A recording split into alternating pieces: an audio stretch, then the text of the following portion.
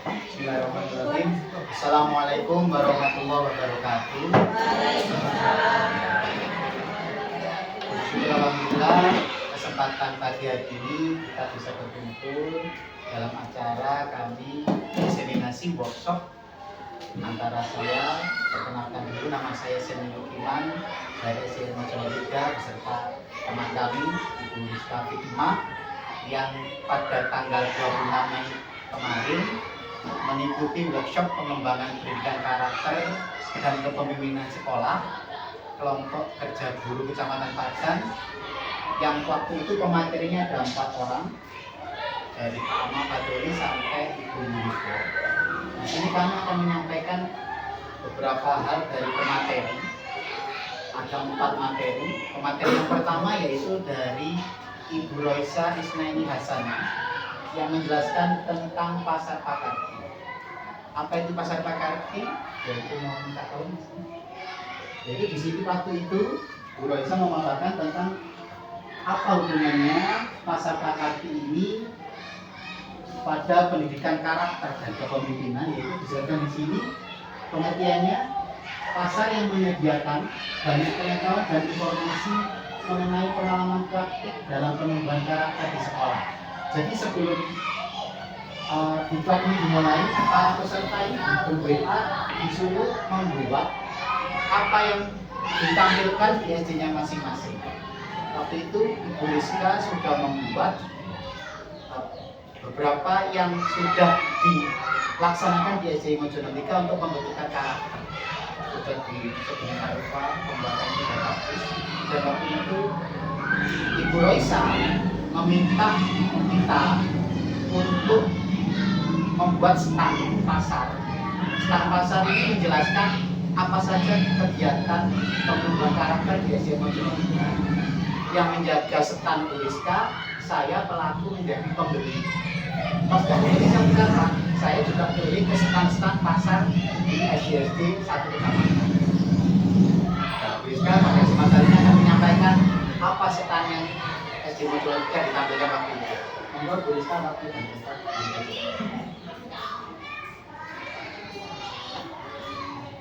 Ini Bapak Ibu, selamat wabarakatuh. Waalaikumsalam. Saya di sini akan melanjutkan kembali tentang yang barusan sudah dijelaskan sekilas oleh Pak Lutfi. Terima kasih Pak Lutfi. Di sini kemarin waktu kami berdua mengikuti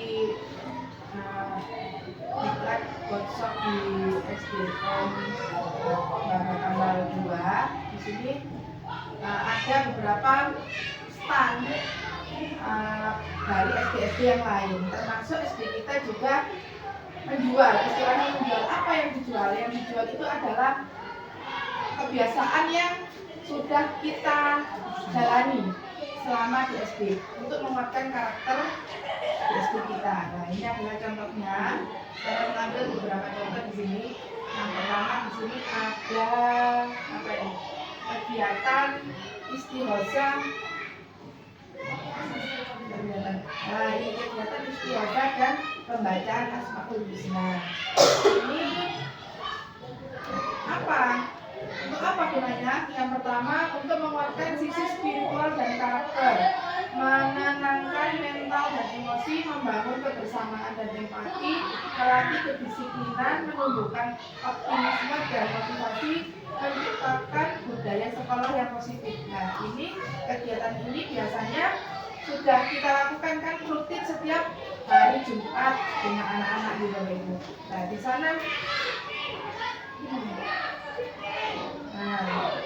ini juga ada kegiatan Banjari. Untuk ekstrakurikulernya biasanya yang melatih Mas Kun dan teman-teman.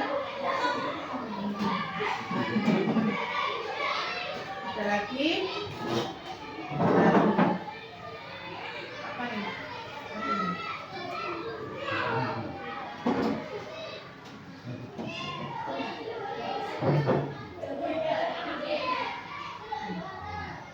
Ini anak-anak belajar komputer.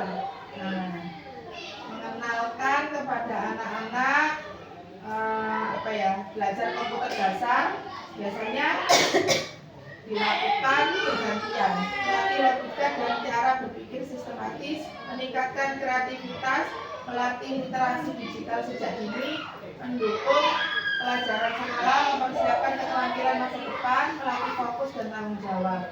Ini biasanya dilakukan ketika anak-anak ada ujian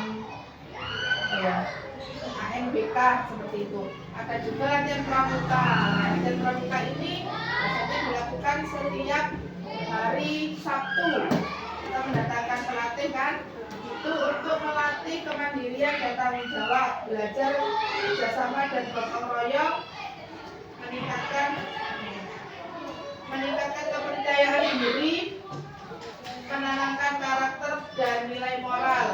Nah, di sana ada yang menarik, Bapak Ibu, yang di salah satu SD, ada namanya kantin kejujuran itu.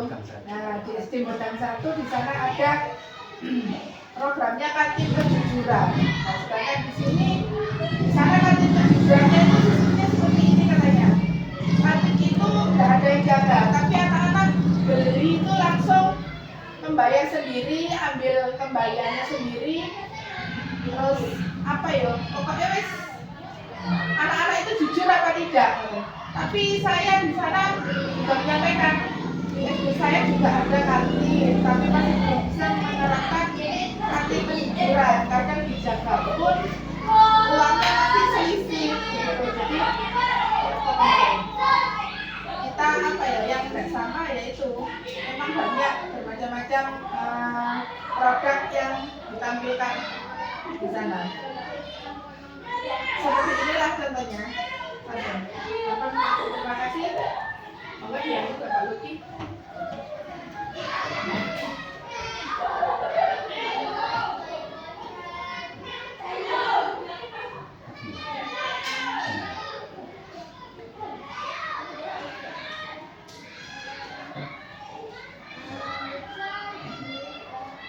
Itu yang baru saja disampaikan Bu Rizka tentang materi pertama yaitu Bu Rizka. Dilanjutkan ke materi yang kedua yaitu oleh Bu Yunita dari sama SDN 1 yang disampaikan yaitu budaya sekolah aman dan nyaman sesuai Permendikbud nomor 6 tahun 2026. Yaitu yang pertama arah kebijakan pemerintah sesuai dengan Permendikbud nomor 6 tahun 2026. Ini ada arah kebijakan ada 5 arah. Yang pertama, percepatan wajib belajar 13 tahun, peningkatan kualitas pengajaran dan pembelajaran, penguatan peluang didik dan tenaga pendidikan berkualitas, penguatan sistem tata kelola pendidikan, dan penguatan pendidikan dan pelatihan vokasi dan produktivitas tenaga kerja. Difokuskan di sini yang bagaimana yang poin kedua peningkatan kualitas pengajaran dan pembelajaran. Tapi seperti era yang saat ini waktu itu disampaikan Ibu Yunita, ada permasalahan dan tantangan yang dihadapi untuk memunculkan penguatan karakter di Indonesia. Ada yang pertama seperti fenomena generasi strawberry, yaitu generasi muda yang memiliki karakteristik seperti kreativitas dan nilai estetika tinggi tetapi dianggap kurang tangguh menghadapi tantangan ataupun tekanan.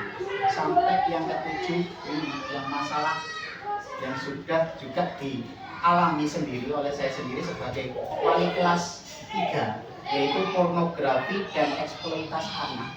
Sekitar 66% anak-anak di Indonesia telah terpapar konten pornografi. Mohon maaf Bapak Ibu, ini sudah dengan tahu semua, khususnya kelas 3, anak-anak kelas 3 yang laki-laki itu sudah menggambar memang sebetulnya kreativitas, tapi kreativitasnya sudah mengarah ke pornografi. Nah, jadi tidak hanya di SD kita, ternyata 65% memang dialami di SD yang ada di Indonesia. Kebijakan budaya sekolah aman dan nyaman ini bisa nanti kami share di grup link Permendikbud yang lengkap dan bagaimana mewujudkan budaya sekolah aman dan nyaman. Itu dari pemateri Ibu Yunita ke materi yang kedua. Dan berikutnya itu pemateri yang ketiga yaitu dari Bapak Ahmad Fadli tentang merancang pengembangan karakter dan kinerja di sekolah sesuai dengan penguatan tata kelola di pasal 12 lanjutan dari Permendikbud tadi dan pasal 13. Deteksi dini dilakukan oleh sekolah, ya seperti yang tadi, temuan-temuan yang kita temukan, khususnya di kelas kami pribadi, yaitu tentang salah satunya bagaimana mengelola karakter, karena tantangannya masuk ke tadi pornografi.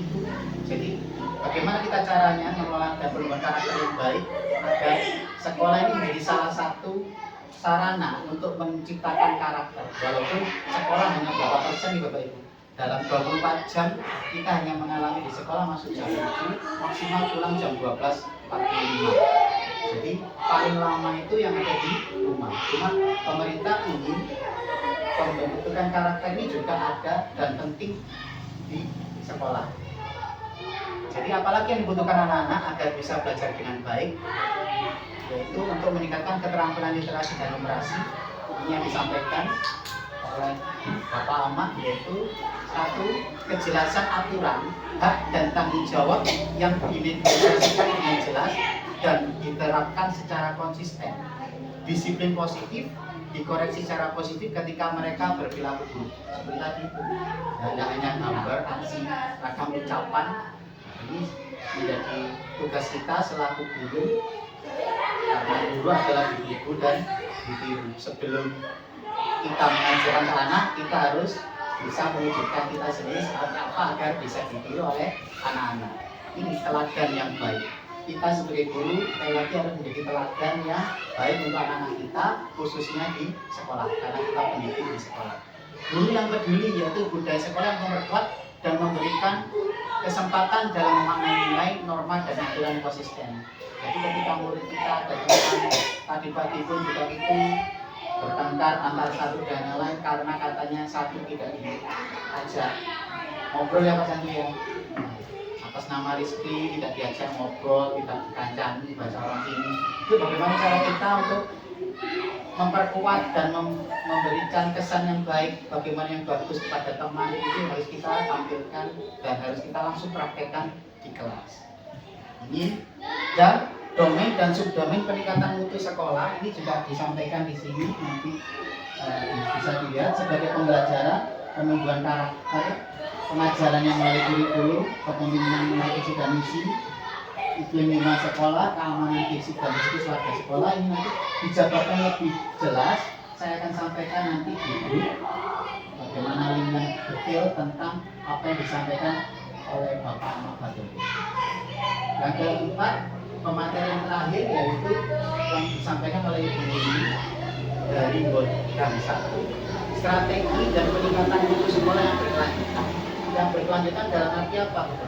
Tidak hanya ketika ada penilaian saja, BPKG atau gimana kita menampilkan pendidikan karakter dari siswa-siswi kita, tapi ini secara berkelanjutan dan terus-menerus agar anak-anak ini penumbuhan karakternya juga bisa berlanjut, dan hanya di kelas kita dan berlanjut ke kelas selanjutnya yang lebih atas. Karena apalagi sekarang kita masuk ke fase akhir tahun, fase kenaikan kelas dan kelulusan. Alhamdulillah SD Nasional 3 kita diumumkan lulus 100% di Banati. Alhamdulillah, dan mudah-mudahan anak-anak kita yang kelas 1 sampai kelas 5 nanti bisa naik seluruhnya ke kelas yang lebih tinggi. Yaitu apa itu strateginya? Di sini diawali dengan refleksi individu dulu. Disampaikan di situ waktu itu Ibu Yuni menyampaikan pertanyaan ke audiens. Pertanyaannya apa? Salah satu yang saya ingat, ketika kita di sekolah, apalagi di kelas, tidak mungkin kita 100% kondisi kita fit, murid kita fit. Kadang awal kita pembelajaran, kadang ada yang sudah lesu. Bagaimana cara kita agar anak itu tidak lesu? Apa ketika di tengah-tengah pembelajaran kok tidak ada motivasi, anak akan tidak semangat untuk mengerjakan tugas yang kita sampaikan. Jadi disampaikan diflorkan ke peserta, ketika ada masalah seperti itu, apa yang akan kita laksanakan, apa yang akan kita lakukan agar anak termotivasi lagi, ketika pembelajaran itu semangat lagi. Waktu itu yang disampaikan yang menjawab yaitu perwakilan dari Padang 1, Ibu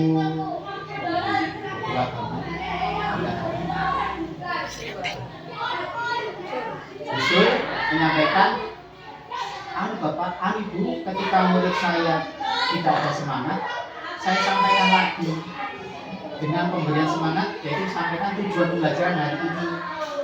Tujuan pembelajaran ini seperti ini, agar tercapai seperti ini, dan diberikan seperti penguatan, ice breaking atau apa katanya seperti itu. Apakah kita sudah melakukan yang sama? Insya Allah kajian modul 3 juga melakukan sama yang dilakukan oleh Busur tadi. Sebelum pembelajaran diawali dengan berdoa, ngaji bersama-sama di musola secara terjadwal dan tersusun. Ketika pembelajaran juga itu disampaikan tujuan pembelajaran ini. Ketika kurang semangat diberi ice breaking, bahkan yel-yel. Saya sering dengar bahkan di kelas 4, 5, dan 6 yel-yel itu sering berkumandang. Jadi konsep itu sudah kita terapkan sejak dini, dan mudah-mudahan melalui pelatihan ini dan file yang akan kami bagikan nanti di grup SD, lebih kita bisa pelajari lebih lanjut, yaitu konsep perubahan sekolah berkelanjutan dijelaskan di sini sana. Yang pertama, di mana sekolah kita sekarang berada, yaitu menggunakan fokus SIS, School Improvement Strategy. Setiap sekolah pasti punya strategi masing-masing, tapi ketika kita belajar di sana, workshop di sana, hampir semua memiliki strategi yang sama. Bagaimana penumbuhan karakter yang disampaikan tadi, soalnya pas saya keliling Bapak Ibu di pasar Pakar kita, di mana tujuan dibuat pasar itu kita membandingkan bagaimana yang disajikan per lembaga seperti apa. Hampir semua sama untuk kemajuan karakter, strateginya hampir sama, yaitu melalui GSM, Istighosa, Pramuka, dan yang itu hampir sama. Yaitu makanya yang unik katanya Bu Rizka tadi disampaikan yang ada di Bodang 1. Bagaimana menunjukkan kantin kejujuran atau apa itu? Intinya gitu, tidak ada yang melayani, membeli sendiri, membayar sendiri, dan saya tanyakan itu berjalan. Dan saat ini sampai saat ini katanya berjalan. Berarti alhamdulillah buat Bodang 1 mudah-mudahan bisa ditiru oleh kita di Mojono 3. Hampir semua sama kata yang lain. Yang berbeda itu, makanya menjadi salah satu yang menarik bagi kami berdua. Ini ingin apa bisa disampaikan kejujuran diterapkan di sini. Mudah-mudahan kita positif saja, pasti bisa dilakukan. Karena jarak antara Bodang dan Mojo tidak jauh seperti Australia dan Timor Leste. Cukup sekian dari kami, mungkin ada tambahan dari Imam. Kami persilakan kepada Ibu Mami untuk menyampaikan. Saya tambahkan sedikit ya. Apa itu dimatikan dulu Pak Lucia? Dimatikan dulu. Betul apa? Masuk rekaman betul.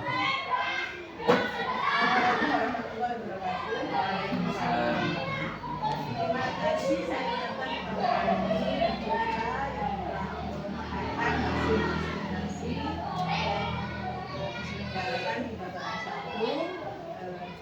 Untuk Bapak Ibu yang lain, ini ada saya fokuskan ke satu tadi yang dimaksud tadi, yaitu tentang anak-anak yang sudah kena pornografi. Nah, di sini kan sudah ada kapan hari saya tangani juga di kelas waktu itu Pak Luki tidak ada, kemudian juga di kelas 6 tanda parah ya. Waktu itu saya dari Buriska, dari Tuanan, dari Buriska itu yang hari itu. Nah, itu mohon anak-anak selalu apa ya, diwanti-wanti untuk supaya tidak melihat hal-hal seperti itu. Karena apa? Saya pernah pengalaman di tahun 2000, murid saya itu minta juara 1. Biasanya kalau di tugas matematika itu selalu dapat 100. Kok suatu hari saya beri apa itu tugas dapat 0, langsung dapat 0. Nah itu setelah saya teliti ternyata itu pornografi. Jadi anaknya itu kalau sudah seperti itu, anaknya pandangan mata itu sudah ngelamun. Ya dulunya ngotot atau apalagi dulunya wedok. Nah dulunya wedok kan dari ngotot ini mungkin membayangkan sesuatu hal yang itu. Nah sehingga nol. Ini kemudian pada saat kelas 3 yang di sini itu Pak Uki. Nah mungkin anak itu sudah lihat, akhirnya melakukan tindakan ke cewek. Nah, itu saya khawatirnya seperti ya itu setelah melihat melakukan suatu tindakan itu yang sangat berbahaya. Jadi tolong anak-anak selalu diwanti-wanti. Kemudian sudah sering saya ingatkan Bapak Ibu semua, jangan hanya mengajar materi saja, selipkan itu ada guru agama, selipkan di sana. Jadi tiap mata pelajaran selipkan pendidikan agama itu. Mau diceritani tentang Nabi Opo, mau diceritani tentang sesuatu hal yang pokoknya berhubungan dengan karakter agama, berhubungan dengan karakter. Jadi selalu itu sudah diselipkan. Tiap hari seperti itu. Jadi jangan jangan bosan-bosan untuk memberikan penguatan, memberikan suatu materi tentang keagamaan kepada di sela-sela pembahasan itu diselipkan. Nah, insya Allah kalau tiap hari diberi panganan kayak dulu, makanan keagamaan diselipkan tentang keagamaan, insya Allah anak-anak mungkin tambah lama ngerti bagaimana hukumnya kayak ini. Nah, insya Allah anak-anak akan menyadari bahwa pornografi itu sangat haram hukumnya untuk kita. Cukup sekian dari saya. Terima kasih. Assalamualaikum warahmatullahi wabarakatuh.